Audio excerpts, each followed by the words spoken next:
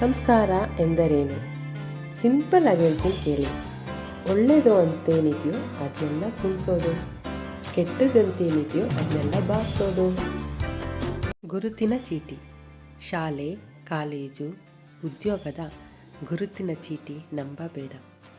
ಒಳಗಣ್ಣು ತೆರೆದು ಹುಡುಕು.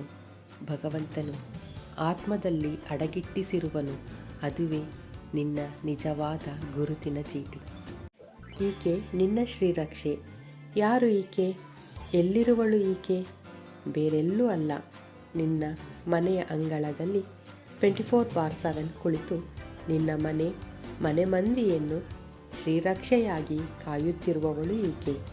ಇವಳೇ ಅಮ್ಮ ಶ್ರೀ ತುಳಸಿ. ನಿರಂತರ ಹುಡುಕಾಟದಲ್ಲಿ, ಅಂತರಗಳ ತಗ್ಗಿಸುವ ಯೋಚನೆಯಲ್ಲಿ, ಭಾವನೆಗಳ ಕಾದಾಟದಲ್ಲಿ ಕಳೆದು ಹೋಗುವುದೇ 3 ದಿನದ ಬದುಕು. ಒಬ್ಬರಿಗೆ ನೀ ಸ್ವಾರ್ಥಿ, ಮತ್ತೊಬ್ಬರಿಗೆ ನೀ ಪ್ರೀತಿ, ಮಗದೊಬ್ಬರಿಗೆ ನೀ ಸ್ಫೂರ್ತಿ. ಏನೇ ಆದರೂ ನೀನಾಗಿರು ಅಷ್ಟೇ. ಮನುಜ, ಏನು ನಿನ್ನ ಆಹಾರ?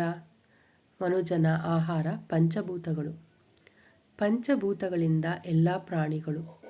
ಆದ್ದರಿಂದ ಆಗವೇ ಅವು ನಿನ್ನ ಆಹಾರ? ಈ ಪ್ರಶ್ನೆಗೆ ಏನು ನಿನ್ನ ಉತ್ತರ?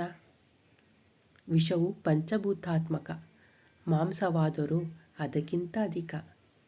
ವಿಷ ಕೊಲ್ಲುವುದು ಒಮ್ಮೆಗೆ, ಮಾಂಸ ಕೊಲ್ಲುವುದು ಮನಸ್ಸನ್ನು ಸುಮ್ಮಗೆ. ಇಲ್ಲಿ ಮಾನವೀಯತೆಯ ಕೊಲೆ. ಮನುಜ, ಇದು ನೀನೇ ಎಣೆದುಕೊಂಡ ಬಲೆ. ಪಂಚಭೂತಗಳೇ ನಮ್ಮ ಔಷಧಿ. ಆಹಾರಕ್ಕೂ ಅವುಗಳದೇ ಬುನಾದಿ. ಆರೋಗ್ಯದಲ್ಲಿ ಅವು ನಮ್ಮ ಆಹಾರ, ರೋಗಕ್ಕೆ ಅವುಗಳೇ ಪರಿಹಾರ. ಇನ್ಸ್ಪಿರೇಷನಲ್ ವಿಡಿಯೋ ಇಷ್ಟ ಆಗಿದ್ದರೆ ಲೈಕ್ ಮಾಡಿ, ಸಬ್ಸ್ಕ್ರೈಬ್ ಮಾಡ್ಕೊಂಡು ನೋಡಿ. ಫ್ರೆಂಡ್ಸ್ ಆ್ಯಂಡ್ ಫ್ಯಾಮಿಲಿ ಮೆಂಬರ್ಸ್ಗೆ ಶೇರ್ ಮಾಡಿ. Thank you.